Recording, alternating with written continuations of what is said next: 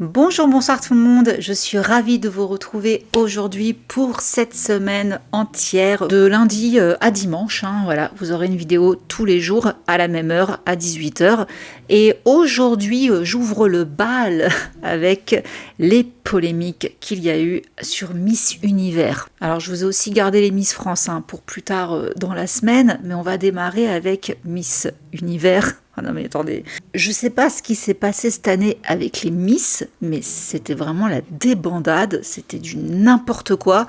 Donc écoutez, sans perdre plus de temps, c'est parti, je vais vous raconter tout ça. Rarement une édition de Miss Univers aura autant fait parler. La 74e élection qui s'est conclue en Thaïlande avec un top 30 de la française Eve Gilles a été marquée par plusieurs incidents, bousculée par les insultes d'un délégué national envers Miss Mexique au début de la compétition. Le concours a fait face à des accusations de fraude de la part d'un membre du jury qui a préféré démissionner. Le sacre de la Mexicaine a par la suite été largement discrédité en ligne par des internautes étonnés de l'avoir accédé à la couronne après une prestation jugée en demi-teinte. Donc, dans la nuit du jeudi 20 au vendredi 21 novembre 2025, la nouvelle Miss Univers 2026 a été élue. Le concours qui se déroulait à Phuket, près de Bangkok, en Thaïlande, est l'un des plus grands rendez-vous pour les Miss du monde entier. La France était cette année représentée par Eva Gilles, Miss France 2024. Et en effet, Miss France 2025, Angélique Angarny-Philopon, ne remplissait pas certaines des conditions très strictes de Miss Univers, notamment à propos de l'âge. Cette dernière, née en 90, a plus de 27 ans, âge limite pour participer. 3 autres Françaises, Nouria Aboutoyi, Miss Mayotte, Ophélie Mezzino, Miss Guadeloupe, et Célia Aboutucci, Miss Martinique, ont elles aussi tenté leur chance. Au terme d'une rude compétition, émaillée de plusieurs polémiques, c'est finalement Miss Mexique, Fatima Bosch, qui a été couronnée. Elle succède ainsi à Victoria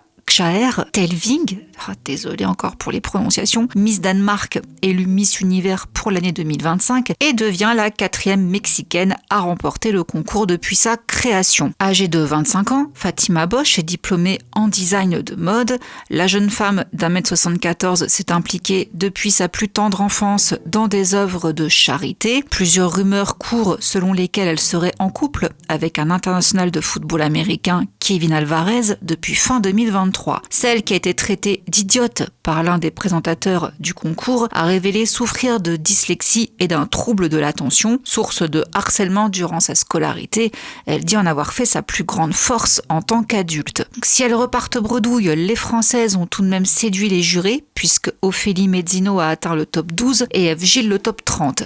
Eve Gilles s'est démarquée par sa coupe de cheveux courte, perçue comme audacieuse dans un tel concours de beauté, mais aussi par son assurance lors de ses prises de parole. Par ailleurs, son costume de Jeanne d'Arc avait fait sensation et sur son compte Instagram, elle avait expliqué ce choix par ces mots « J'ai choisi cette femme inspirante pour représenter mon pays afin de lui rendre hommage et de perpétuer son histoire dans nos mémoires. Dans un monde si divisé, je voulais incarner cette guerrière dévouée à la paix. » De son côté, Ophélie Mezzino avait choisi un costume fait de perles très impressionnant. La perle rose de l'Ambi est bien plus qu'un ornement, elle porte la mémoire et l'âme du bassin caribéen. En l'incarnant, je célèbre notre héritage, a-t-elle détaillé sur les réseaux. Pour autant, leurs efforts n'auront pas suffi à décrocher la couronne. Mais avant d'avoir décroché la couronne, on a Miss Jamaïque qui nous a fait une grosse frayeur. Alors, Gabriel Henry, médecin de profession, a chuté sous l'œil médusé des caméras et des spectateurs. Le comité a rapidement donné de ses nouvelles en disant qu'elle avait fait une chute de la scène principale lors de l'épreuve de robe de soirée des préliminaires en vue de la finale de Miss Univers. Elle a été transportée d'urgence à l'hôpital Paolo Orangsit où les médecins l'ont pris en charge. Ils ont indiqué qu'elle ne souffrait d'aucune blessure mettant sa vie en danger. Toutefois, des examens complémentaires ont été effectués pour s'assurer de son rétablissement complet. Sans donner plus de détails ni préciser si elle pourrait prendre part à la finale. Le comité a ajouté « Nous vous prions de rester optimiste, de prier pour elle et de lui envoyer des pensées positives pendant qu'elle reçoit les soins médicaux nécessaires. » Grâce à son physique de rêve, mais aussi sa vie professionnelle, Gabrielle Henry est l'une des favorites du concours de cette année. Les organisateurs la présentaient ainsi, médecin et militante. Gabrielle allie science et service à travers son travail en ophtalmologie et sa fondation qui soutient les personnes malvoyantes. Chanteuse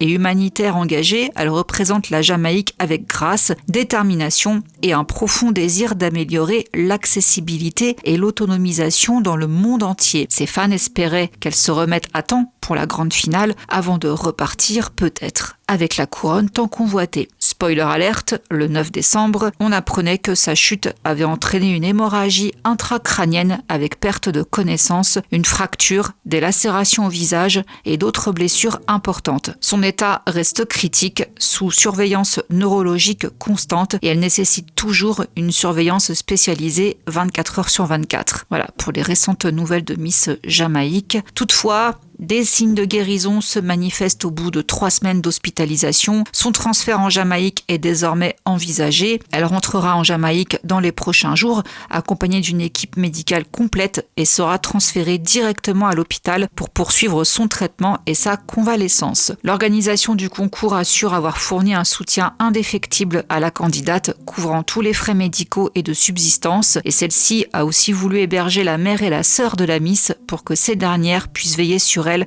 à son chevet en Thaïlande. Le communiqué prend le temps aussi de démentir les rumeurs de l'implication de Miss Jamaïque dans sa propre chute. L'organisation de Miss Univers n'a jamais accusé le docteur Henry et confirme que ces accusations sont totalement fausses et ne reflètent pas les faits. Le texte se termine avec la famille de Miss Jamaïque prenant le temps de remercier la bienveillance de l'organisation. Sa réaction dépasse largement le cadre de ses obligations professionnelles et témoigne d'un dévouement et d'une volonté de protéger la famille, déclarer sa famille.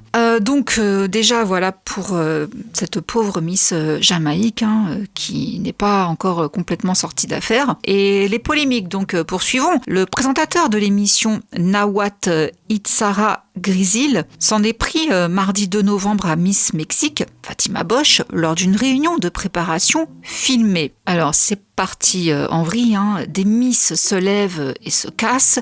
La scène n'est pas anodine dans l'univers d'ordinaire ultra policé de Miss Univers. Plus de 120 candidates du monde entier sont réunies pour tenter de remporter le titre, considéré comme l'un des plus importants concours de beauté internationaux. La candidate du Mexique a quitté la réunion de préparation après y avoir été publiquement critiquée et fait l'objet d'un commentaire sexiste par l'animateur de Miss Univers, Nawat, et devant le parterre de candidates, l'animateur l'a qualifiée d'idiote, après lui avoir notamment reproché de ne pas avoir publié sur ses réseaux sociaux une vidéo promotionnelle sur la Thaïlande. Agacé par l'absence de la jeune femme à un événement promotionnel vantant son pays, le dirigeant la sermonne devant une partie des reines de beauté venues du monde entier. Fatima Bosch lui explique alors qu'elle n'a fait que respecter les directives du comité et il lui répond « Si vous suivez les ordres de votre directeur national, vous êtes débile ». Hors caméra, Miss Mexique continue de protester, faisant sortir celui qu'on surnomme Papa Nawat de ses gonds. « Restez poli, je parle, je suis en train de parler, écoutez, pourquoi vous levez-vous pour me parler ?» Fatima quitte son siège en lui disant « Parce que j'ai une voix », avant que son interlocuteur demande à la sécurité d'intervenir. Hésitante, plusieurs Miss décident de se lever pour quitter la salle en signe de protestation. « Arrêtez, asseyez-vous », leur ordonne alors le goujat. « Si vous voulez continuer le concours, vous devez vous asseoir ». Repartagée sur les réseaux sociaux, la séquence a vite fait le tour du monde entier. Le monde doit voir cela, car nous sommes des femmes fortes et que cette plateforme est un espace pour notre voix, s'est défendue Fatima sur Instagram. Personne ne peut nous faire taire. Une réaction applaudie par la présidente du Mexique en personne, Claudia Sheinbaum, saluant un exemple de la manière dont nous, les femmes, devons nous exprimer face à l'agression. Je ne permettrai pas que les valeurs de respect et de dignité envers les femmes soient bafouées, a déclaré le Mexicain Raúl Rocha, président du concours Miss Univers. Malheureusement, Nawat a oublié le vrai sens de ce que signifie être un véritable hôte. a-t-il ajouté, l'accusant d'agression publique et déclarant que son rôle dans le concours serait limité. Donc, comme je vous disais, ce Nawat a ensuite appelé la sécurité, tandis que la Miss en colère quittait la salle, suivie de quelques-unes de ses collègues, dont Miss Irak, Arménie, Bahamas, Cap-Vert. Une vingtaine d'autres interloqués et solidaires se sont levés avant de se figer hésitante quand Nawat a menacé de disqualification celle qui refuserait de s'asseoir. L'animateur est ensuite apparu en pleurs à une conférence de presse, s'essuyant théâtralement les yeux avec un mouchoir et affirmant avoir été trahi. Il a toutefois occupé un rôle de premier plan lors de la cérémonie d'ouverture du concours, lors de laquelle il a présenté ses excuses aux candidates. « Je suis un être humain », a-t-il dit, assurant que la pression est énorme. « Je vous respecte toutes. » Fatima de son côté persiste. Ce que votre directeur a fait est irrespectueux. Alors, l'épisode avait fait réagir au Mexique, tant dans la presse que sur les réseaux sociaux. Comme je vous ai dit, la présidente elle-même a rendu hommage à Miss Mexique, l'encourageant à s'exprimer face aux agressions. Et Nawat a, quant à lui, vu son comportement publiquement dénoncé par l'organisation donc de Miss Univers, donc par Raúl Rocha. Mais Nawat a continué néanmoins de nier avoir utilisé le terme « idiote », dénonçant des mensonges sur Instagram et partageant une story d'un follower appelant à écouter avec attention. Il n'a pas dit « idiote », il a dit « désastre » ou « problème ».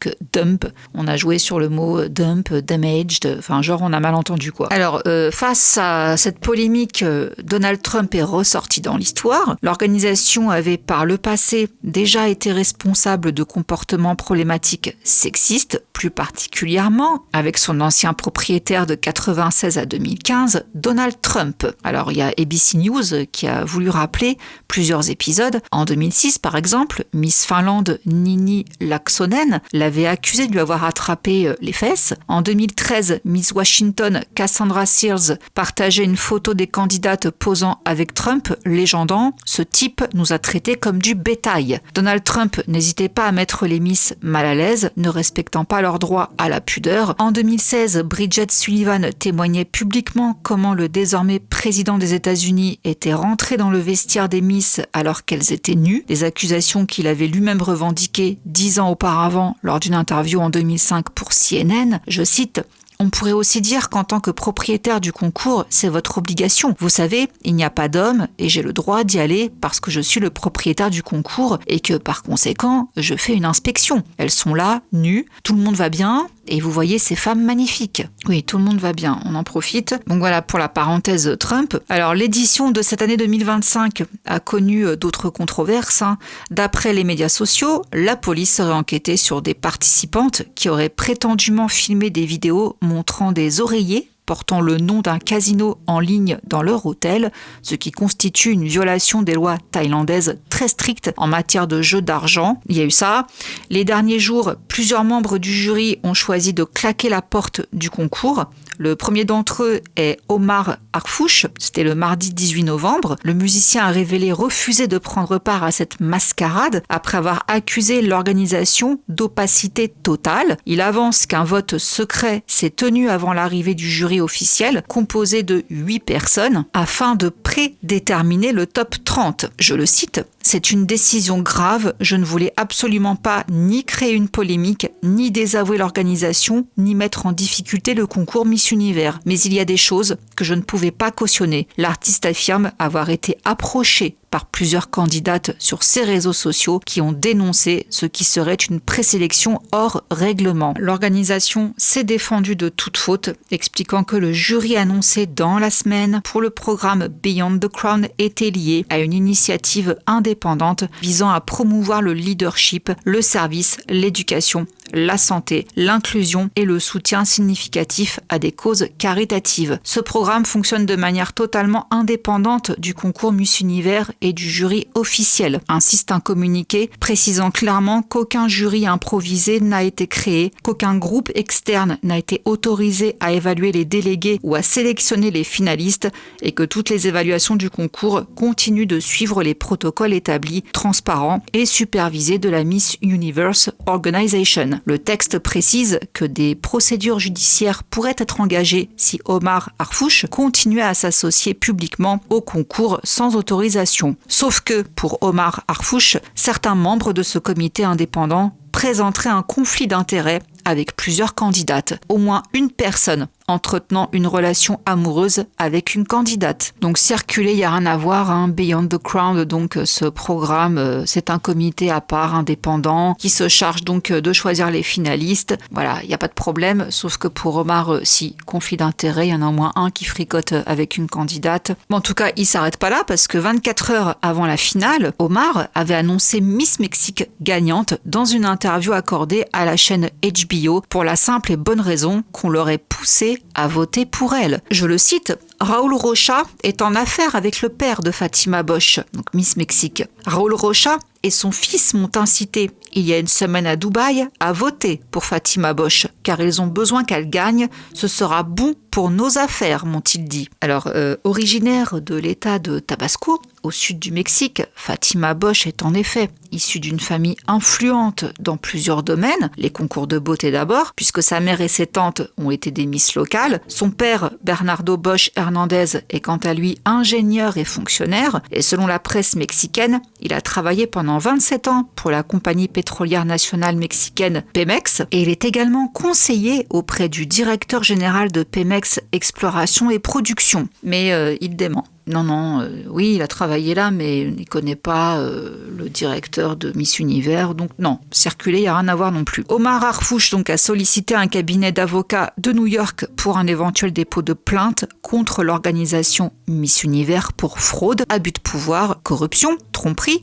rupture de contrat, conflit d'intérêts et préjudice moral et réputationnel. J'ai été induit en erreur et instrumentalisé publiquement pour donner une crédibilité à un processus électoral déjà vicié. Le traumatisme émotionnel, l'atteinte à ma réputation et le temps et l'énergie considérables que j'ai investis, notamment dans la composition de musique originale pour un événement qui a bafoué les principes fondamentaux d'équité, sont loin d'être négligeables et seront pris en compte dans les demandes de dommages et intérêts. Voici donc ce qu'il a annoncé sur les réseaux sociaux. Il est chaud, ce bonhomme. Pour autant, le compositeur souligne à quel point Miss Mexique incarne, selon lui, la modernité dans les concours de beauté. Elle, qui est une femme courageuse et digne, et qui a montré que Miss Univers pouvait être une tribune pour parler de la liberté. Et ça s'arrête pas là. Quelques heures après que cet Omar donc soit parti, l'ancien footballeur Claude Makelele annonce à son tour qu'il quitte son poste de juré. Plus diplomate, l'ancien international français a évoqué des raisons personnelles imprévues pour son retrait avant de présenter ses sincères excuses. Cette décision a été difficile à prendre car j'ai la plus haute estime pour Miss Univers. Cette plateforme incarne l'émancipation, la diversité et l'excellence, des valeurs que j'ai toujours défendues tout au long de ma carrière. J'espère pouvoir apporter ma contribution à l'avenir dans de meilleures circonstances. Fin de citation.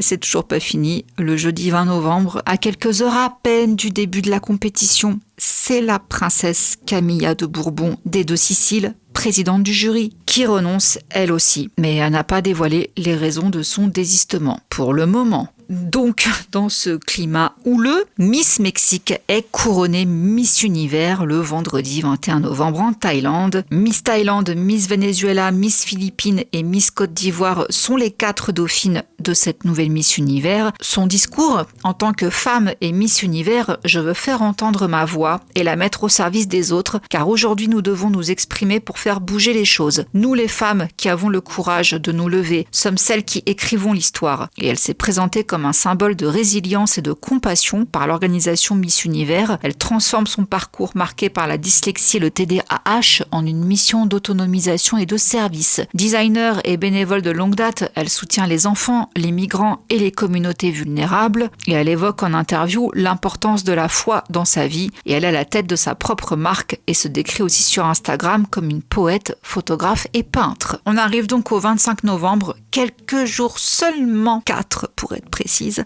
après la proclamation des résultats, une nouvelle bombe explose. Olivia Yassé, la Miss Côte d'Ivoire, renonce à son titre de Miss Univers Afrique et Océanie qu'elle avait fraîchement obtenu. Elle a annoncé la nouvelle sur son compte Instagram dans un long post, affirmant que ce mandat ne correspondait plus à ses valeurs. Je cite, « Pour continuer sur cette voie, je dois rester fidèle à mes valeurs. Respect, dignité, excellence et égalité des chances, les piliers les plus solides qui me guident. J'annonce ma démission du titre de Miss Univers Afrique et Océanie, ainsi que de toute affiliation future avec le comité Miss Univers. Me retirer de ce rôle diminué de Miss Univers Afrique et Océanie me permettra de me consacrer pleinement à la défense des valeurs qui me sont chères. » Pourtant, lors du concours Miss Univers, Olivia Yassé avait fait une forte impression sur la scène mondiale. Elle s'est brillamment classée 4e dauphine. Son éloquence, sa prestance et son élégance lui avaient valu un soutien massif et son retrait est un message fort de rupture avec l'organisation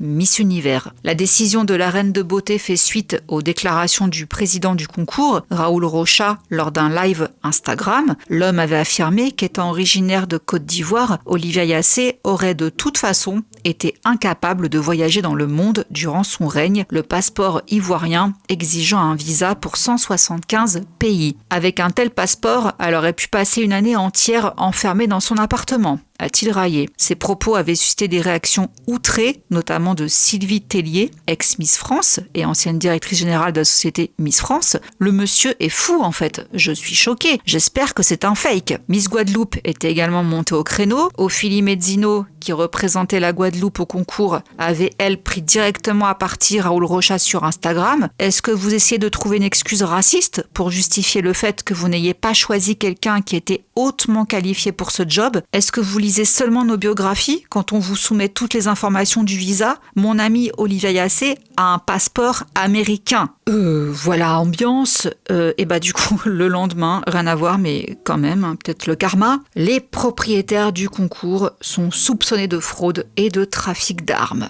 Ah là, on rigole plus du tout. Le concours de beauté Miss Univers est à nouveau donc dans la tempête. Son copropriétaire mexicain est accusé de trafic de drogue et d'armes. La copropriétaire thaïlandaise de l'événement fait par ailleurs l'objet d'un mandat d'arrêt pour fraude. Un peu plus de précision, mercredi 26 novembre, un responsable judiciaire thaïlandais confirmait qu'un mandat d'arrêt avait été émis contre Anne Jakapong Jakrajuthatip, l'autre copropriétaire du concours de beauté, accusé de fraude à hauteur de 930 000 $. Un chirurgien plastique accuse la femme d'affaires de l'avoir incité à investir dans sa société JKN Global, qui détient la moitié des parts de Miss Univers, tout en lui dissimulant des informations capitales. Le verdict du procès devait être rendu il y a quelques jours, mais l'accusé ne s'étant pas présenté, elle est soupçonnée d'avoir fui la Thaïlande pour le Mexique, il a été repoussé au mois de décembre. Donc là, on va voir. Hein. Raoul Rocha, quant à lui, il fait l'objet d'une enquête pour trafic de substances,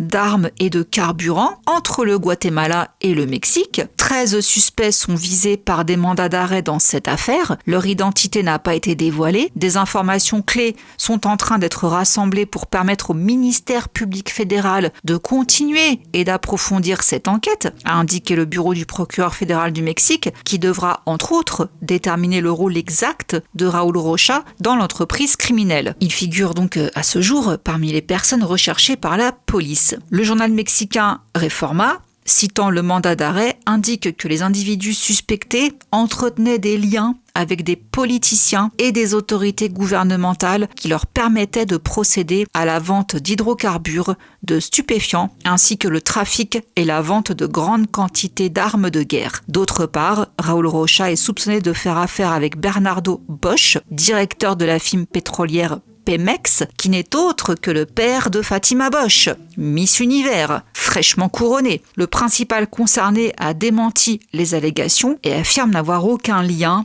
avec Rocha. Les critiques fusent contre l'institution, dont la cote de popularité était déjà en chute libre, tout comme elles affluent vers Fatima Bosch. Depuis son élection, la jeune femme de 25 ans affirme être victime d'une violence engendrée par la haine, la désinformation et l'incapacité de certains à voir une femme brillante briller sans se sentir menacée, a-t-elle écrit sur Instagram. La reine de beauté affirme avoir reçu des menaces de mort. Aucune attaque ne me fera plier, aucune insulte n'éteindra ma détermination, promet-elle, car lorsqu'une femme élève la voix, nous élevons toute la nôtre.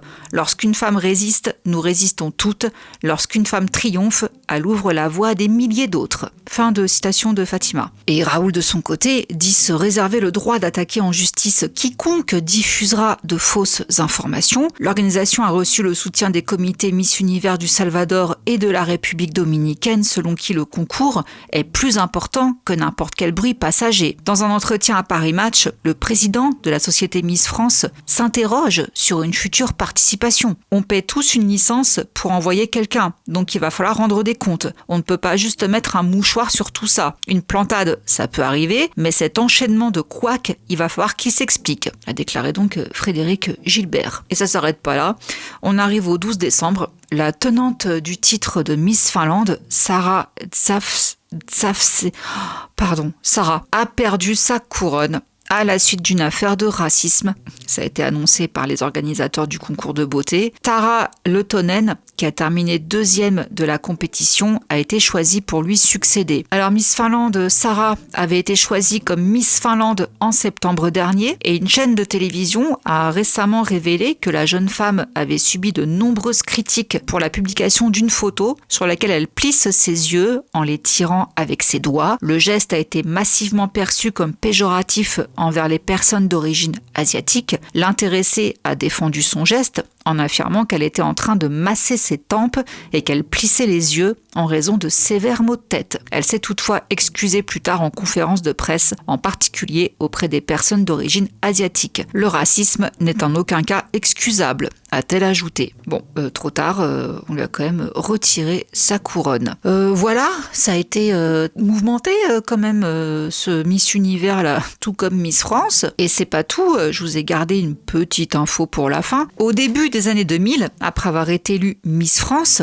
Élodie Gossuin a participé au concours Miss Univers qui s'est déroulé à Porto Rico. Une édition particulièrement traumatisante pour l'ancienne protégée de Geneviève de Fontenay qui a révélé avoir été séquestrée en plus d'avoir été confrontée à des accusations infondées sur son identité de genre. Alors, un peu plus de détails, c'était donc en 2001 à Porto Rico. Elle a voulu donc participer à Miss Univers et à l'époque, un journal local avait relayé des rumeurs infondées sur son identité de genre en affirmant qu'elle était une transsexuelle. Ainsi, cette fameuse presse s'était focalisée sur certaines de ses caractéristiques physiques, comme la taille de ses mains. En pleine tempête médiatique, les organisateurs du concours avaient donc convoqué Élodie Gossuin pour la soumettre à un examen gynécologique devant les caméras pour qu'elle prouve publiquement son sexe, au risque d'être possiblement disqualifiée, chose qu'elle a tout bonnement et légitimement refusée. Ça a été terrible. Ils m'ont enfermée dans la chambre d'hôtel, je n'avais pas de téléphone,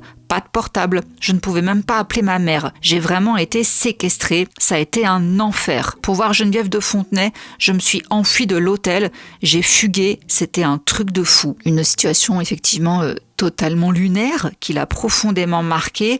Je ne comprenais absolument pas ce qui se passait. Je pensais que c'était une blague, un petit coup de communication quoi. Bon, elle a quand même pu compter sur le soutien inconditionnel de Geneviève de Fontenay qui est arrivée en super héroïne avec les équipes de 7 à 8 et de Paris Match et elle a pu donc s'enfuir pour aller faire le reportage avec eux. À la fin de l'élection, j'arrive dans le top 10 et Donald Trump vient me voir pour me féliciter en me disant « Super buzz, c'est ça les médias. Bravo, on a beaucoup fait parler de l'élection. Félicitations, mademoiselle. » Et petite info, il aurait été particulièrement charmé par l'ancienne Miss France Camille Serre en 2015 qui aurait tout fait pour l'éviter. Donc voilà les amis, pour toutes les polémiques autour de Miss Univers, franchement, je ne serais pas étonnée qu'il y ait vraiment eu un accord, un bis-bis pour que ce soit Miss Mexique qui gagne. Je me plais à croire que parfois il y en a qui gagnent parce qu'elle mérite vraiment de gagner.